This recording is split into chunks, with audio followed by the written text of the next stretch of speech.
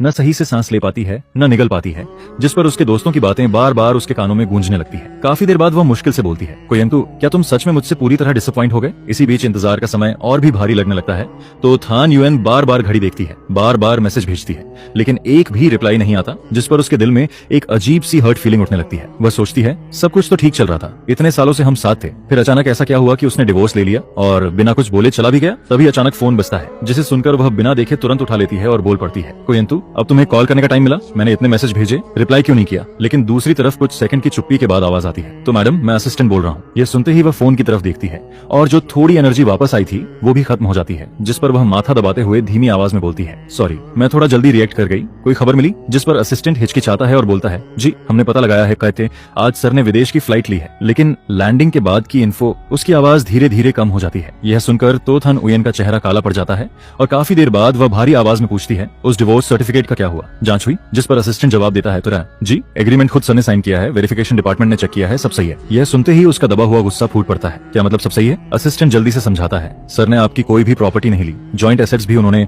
अपने हिस्से से सबको निमथान के नाम कर दिए और इसे चाइल्ड सपोर्ट बताया है, उन्होंने कस्टडी भी नहीं मांगी। यह सुनकर असिस्टेंट खुद भी घबरा जाता है, क्योंकि उसने कभी इतना क्लीन डिवोर्स नहीं देखा था जहां कोई कुछ भी न ले, बस चुपचाप चला जाए। उधर तो थन हुयन फोन काट देती है, हाथ में फोन पकड़े काफी देर तक बैठी रहती है, समझ नहीं पाती कि जो शादी इतनी स्टेबल लग रही थी वो अचानक टूट कैसे गई। जिस पर वह धीरे से खुद से पूछती है, कोयंतु तुम्हें आखिर किस बात की डिससैटिस्फैक्शन थी? तभी स्टडी रूम का दरवाजा थोड़ा खुलता है और को निमथान अंदर आता है, उसके पैरों से लिपटकर एक्साइटेड होकर बोलता है, माँ मैंने अंकल जियांग से पूछा, डिवोर्स का मतलब है मुझे नया पापा मिलेगा, तो आप जल्दी अंकल जियांग से शादी कर लो, मैं उन्हें नया फादर बनाना चाहता हूँ। ये सुनकर तो थन हुयन को ये बात बहुत चुभती है और पहली बार वह गुस्से में बोलती है, तुम्हें क्या पता, आगे से ऐसी बात मत कहना, तुम्हारा सिर्फ एक ही फादर है, कोई नया नहीं। जिस पर बच्चा डर जाता है और रोते हुए बोलता है, मुझे नया फादर चाहिए, मुझे वो पुराने वाले नहीं चाहिए, वो तो बस नेनी जैसे है। यह सुनकर तो थाना हुयन का गुस्सा और बढ़ जाता है, ये सब किसने सिखाया तुम्हें? उसे समझ आता है कि एक 3 साल का बच्चा खुद ये सब नहीं बोल सकता, जरूर किसी ने उसके दिमाग में ये बातें डाली है। लेकिन कौन इमथान गुस्से में भाग जाता है, मुझे माँ पसंद शासन नहीं, अगर नया फादर नहीं दोगी तो मैं घर नहीं आऊंगा। तो थाना हुयन उसे रोकने ही वाली होती है, तभी फोन बजता है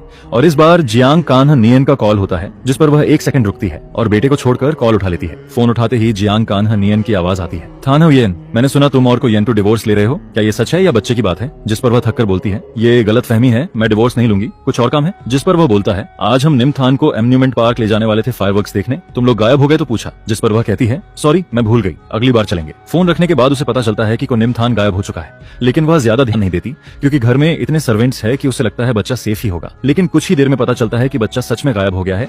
सीसीटीवी में सिर्फ इतना दिखता है कि वह अकेला बाहर चला गया। यह देखकर तो थन हुयन पूरी सिटी में उसे ढूंढने लगती है, लेकिन कहीं भी उसका पता नहीं चलता। जिस पर वह बार बार मुझे कॉल करती है, लेकिन हर बार सिर्फ यही सुनाई देता है, the number you are calling is switched off. आखिर में मजबूर होकर वह मेरे दोस्त का नंबर निकलवाती है और कॉल करती है, हेलो मैं तो थान युएन बोल रही हूँ, क्या कोयंतु ने तुमसे कांटेक्ट किया? अगर हाँ तो उससे बोलो तुरंत मुझसे बात करे, क्योंकि उसके डिवोर्स की वजह से निमथान गायब हो गया है। अगर उसमें एक फादर की भी जिम्मेदारी बची है तो उसे तुरंत वापस आना होगा। लेकिन वो अभी अपनी बात पूरी भी नहीं करती, जिस पर मेरा फ्रेंड अचानक से इम्पेशेंट होकर उसे बीच में ही लाउडली इंटरप्ट कर देता है, रुक रुक रुक, बच्चा गायब हुआ है तो जाकर पुलिस को रिपोर्ट कर, येंटू को ढूंढने से क्या फायदा है? क्या वो उस बच्चे से टेलीपैथी से जुड़ी हुई है जो अभी वापस आते ही उसका एग्जैक्ट लोकेशन ट्रैक कर लेगी और तुरंत टेलीपोर्ट होकर उस अनग्रेटफुल बच्चे के पास पहुंच जाएगी? और फिर वो ये भी बोलती है कि डिवोर्स की वजह से बच्चा गायब हुआ, जिसे सुनकर वो तुरंत पलटकर कहता है कि ये डिवोर्स तुम्हारी ही मजबूरी से हुआ था ना, और वैसे भी डिवोर्स होना सही ही था क्योंकि तुम और वो अनग्रेटफुल बच्चा दोनों ही अच्छे नहीं हो। इसके बाद फोन अचानक कट हो जाता है, लेकिन उसी पल फिर से रिंग होने लगता है, जिस पर पता चलता है कि कॉल जियांग कान्ह नियन का है। तो थान हुयन जल्दी से कॉल उठाती है, लेकिन बस इतना ही सुन पाती है कि कोई निमथान को किडनैप करने की कोशिश कर रहा है, उसे छोड़ दो,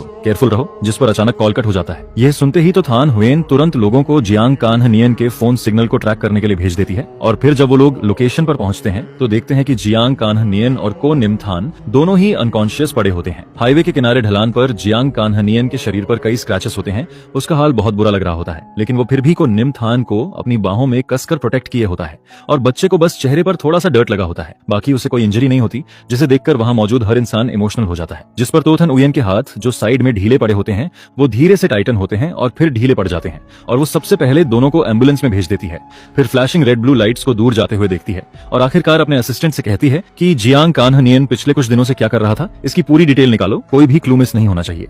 ये सुनकर असिस्टेंट पहले थोड़ा शॉक्ड होता है, लेकिन फिर उसे रियलाइज होता है कि तो बॉस पूरे शहर में ढूंढने के बाद भी यंग मास्टर निमथान को नहीं ढूंढ पाई थी, तो फिर जियांग कान्ह नियन ने कैसे ढूंढ लिया? और फिर वो सोचता है कि इतने सर्वेंट्स होने के बावजूद एक 3 साल का बच्चा बिना किसी को पता चले कैसे बाहर जा सकता है, और अगर ये किडनैप था तो किडनैपर्स ने रैंसम क्यों नहीं मांगा बल्कि बच्चे को हाईवे पर छोड़ दिया? जिस पर साफ दिखता है कि इतने सालों के बिजनेस एक्सपीरियंस एक्सपीरियंस के बाद तो थाना हुवेन इतनी ऑब्वियस बातों पर डाउट कैसे नहीं करेगी। फिर बहुत जल्दी उसे प्रूफ मिल जाता है कि इस किडनैपिंग का मास्टरमाइंड खुद जियांग कान्हनियन ही है, जिस पर वो डॉक्यूमेंट्स को हाथ में लेकर काफी देर तक चुप रहती है और फिर पुलिस स्टेशन से केस फाइल वापस ले लेती है।